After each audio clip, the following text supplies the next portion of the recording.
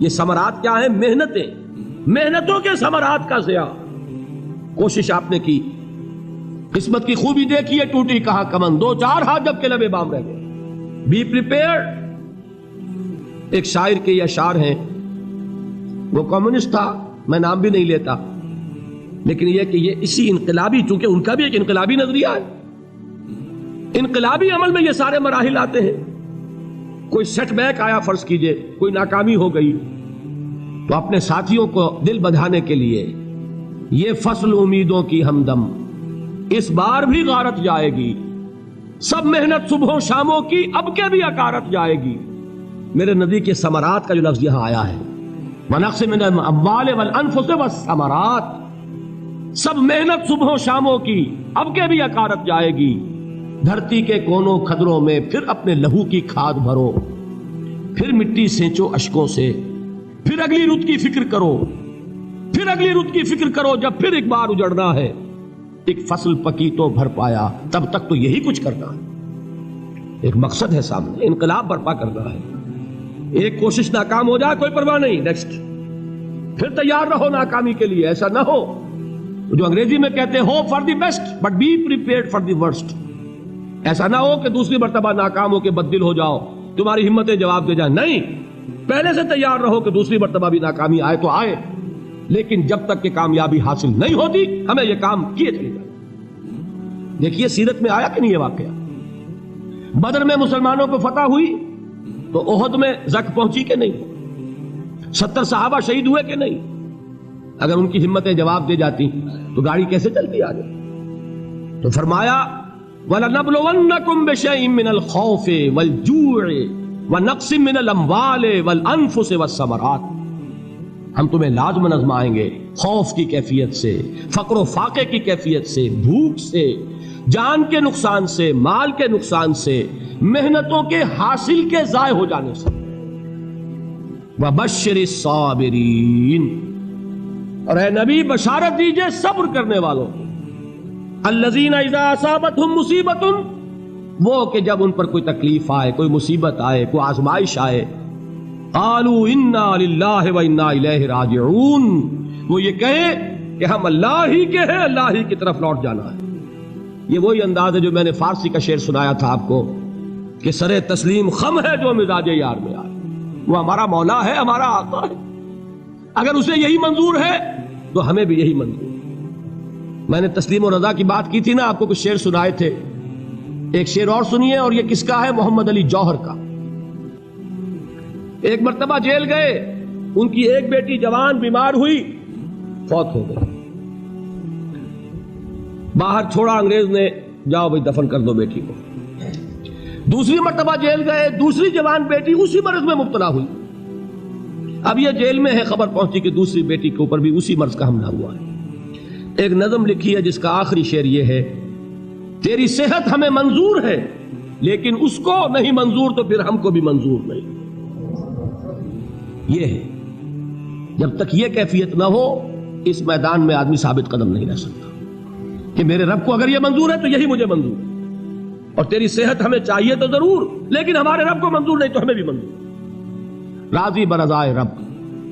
وَبَشِّرِ الصَّابِرِينَ الَّذِينَ إِذَا أَصَابَتْهُم مُّصِيبَةٌ قَالُوا إِنَّا لِلَّهِ وَإِنَّا إِلَيْهِ رَاجِعُونَ۔ نہ شود نصیب دشمن کے شود ہلاک تیغت، سر دوستہ سلامت کے تو خنجر آزمائے۔ اولئک علیہم صلوات من ربہم ورحمہ، یہی ہے وہ لوگ جن پر ان کے رب کی طرف سے عنایتیں ہیں اور رحمتیں ہیں۔ وَأُولَئِكَ هُمُ الْمُهْتَدُونَ، اور یہی ہے وہ لوگ جو کامیاب ہونے والے ہیں، ہدایت پانے والے، ہدایت یافتہ۔ اسی سورہ بقرہ میں ذرا آگے چل کر، یہ تو ہے 20واں رکوع، 19واں رکوع، 21ویں رکوع کی پہلی آیت ہے، لَيْسَ الْبِرَّ أَن تُوَلُّوا وُجُوهَكُمْ قِبَلَ الْمَشْرِقِ وَالْمَغْرِبِ وَلَكِنَّ الْبِرَّ مَنْ آمَنَ بِاللَّهِ وَالْيَوْمِ الْآخِرِ وَالْمَلَائِكَةِ وَالْكِتَابِ وَالنَّبِيِّينَ وَآتَى الْمَالَ عَلَى حُبِّهِ ذَوِي الْقُرْبَى وَالْيَتَامَى وَالْمَسَاكِينَ وَابْنَ السَّبِيلِ وَالسَّائِلِينَ وَفِي الرِّقَابِ وَأَقَامَ الصَّلَاةَ وَآتَى الزَّكَاةَ وَالْمُوفُونَ بِعَهْدِهِمْ إِذَا عَاهَدُوا وَالصَّابِرِينَ فِي الْبَأْسَاءِ وَالضَّرَّاءِ وَحِينَ الْبَأْسِ۔ اب یہ آیت جو ہے سورۃ العصر میں جو مضامین آئے تھے سارے اس میں موجود ہیں۔ وہاں ایمان کا لفظ آیا، یہاں 5 ایمانیات کی تفصیل آ گئی، اعمال کی تفصیل آئی، اور آخری بات وہاں کیا ہے؟ وَتَوَاصَوْا بِالصَّبْرِ، اور یہاں کیا ہے؟ وَالصَّابِرِينَ فِي الْبَأْسَاءِ وَالضَّرَّاءِ وَحِينَ الْبَأْسِ، اور صبر کرنے والے، اصل نیکی ان کی ہے جو صبر کریں، کس میں؟ جنگ کے وقت، ذرائے، بأسائے، بأسا کہتے ہیں فقر اور فاقہ، واحد آئے گا باس تو اس کے معنی جنگ، اور بأسا جمع میں آئے گا تو فاقہ، فقر، بھوک، اور ذرائے جسمانی تکلیف، ضرر، جسمانی تکلیفوں میں صبر کرنے والے، فقر اور فاقے میں صبر کرنے والے، اور جنگ کے وقت صبر کرنے والے، اولئک الذین صدقوا واولئک هم المتقون، یہ ہیں وہ لوگ جو صبر کرنے والے ہیں، یہ ہیں جو سچے ہیں، جو اپنے دعوے میں نیکی کے اور ایمان کے صادق ہیں، اور یہی وہ لوگ ہیں جو متقی ہیں۔ اگلی سورت ہے سورہ آل عمران، اس میں 2 لفظ آئے ہیں، آخری آیت، یا ایھا الذین آمنوا اصبروا وصابروا ورابطوا واتقوا اللہ لعلکم تفلحون۔ دیکھیے یہاں صبر اور صابر، جو تعلق جہد اور جہاد کا ہے وہی ہے صبر اور مصابرت۔ صبر ایک طرفہ عمل ہے، آپ جھیل رہے ہیں، برداشت کر رہے ہیں، صبر علی المعصیہ، صبر علی الطاعہ، صبر علی الابتلاء، یہ سب کیا ہے؟ صبر۔ اور مصابرت کیا ہے؟ صبر کا صبر سے مقابلہ۔ یہ سورہ آل عمران، اب وقت نہیں ہے، میں آپ کو سناتا اللہ تعالیٰ نے کیسے کیسے مسلمانوں سے کہا، مسلمانوں تمہیں زک پہنچی ہے تو انہیں بھی تو پہنچی تھی، ان کے 70 نہیں مارے گئے تھے بدر میں، ان کے حوصلے جو ہیں وہ تو پست نہیں ہوئے، وہ اگلے سال آ گئے تم پر چڑھائی کر کے، تم کیوں اتنا برا مان رہے ہو؟ تمہارے دل اتنے زخمی کیوں ہو گئے؟ تمہیں تکلیف پہنچتی ہے تو انہیں بھی پہنچتی ہے۔ اپنی غیرت جو ہے ہمیں ذرا اس کا جائزہ لینا چاہیے۔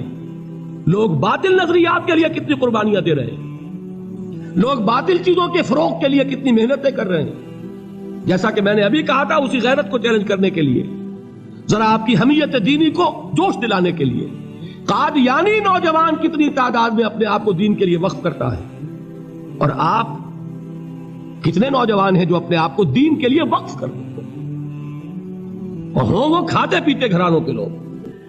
یہ نہیں ہے کہ اگر کوئی اور کام نہیں کر سکتا تو پھر یہ ہے کہ وہ دین کے کام میں لگ جائے۔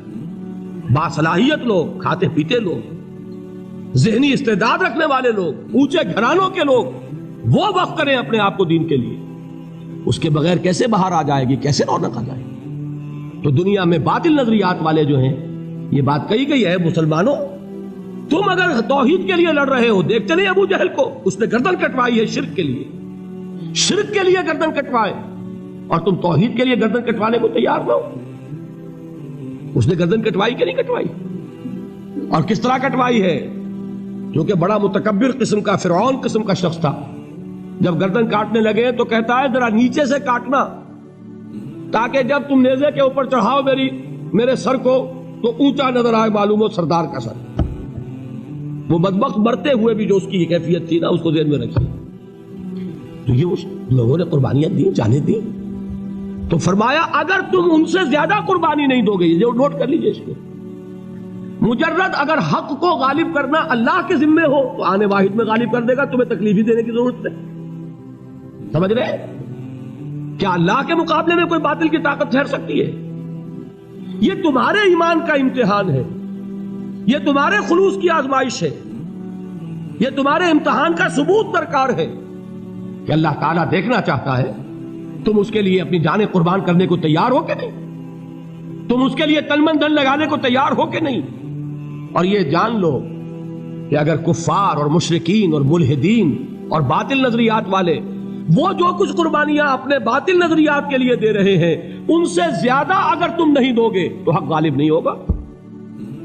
انہوں نے جو صبر کیا ہے اپنے باطل نظریات پر، اگر تم اس سے زیادہ صبر کا ثبوت نہیں دو گے اپنے اس حق پر تو حق غالب نہیں ہوگا۔ اس لیے فرمایا یا ایھا الذین آمنوا اصبروا وصابروا، نہ صرف یہ کہ صبر کرو بلکہ صبر میں اپنے دشمنوں سے آگے نکلو، ان کے صبر سے بڑھ کر صبر کرو۔ ورابطوا، مرابطہ کہتے ہیں چوکس رہنا، ہوشیار، پہرا دو، ایسا نہ ہو کہ دشمن جو ہے غفلت میں تمہارے اوپر کوئی حملہ جو ہے کر بیٹھے. واتقوا اللہ، اور اللہ کا تقوی اختیار کرو، لعلکم تفلحون، تاکہ تم فلاح پاؤ.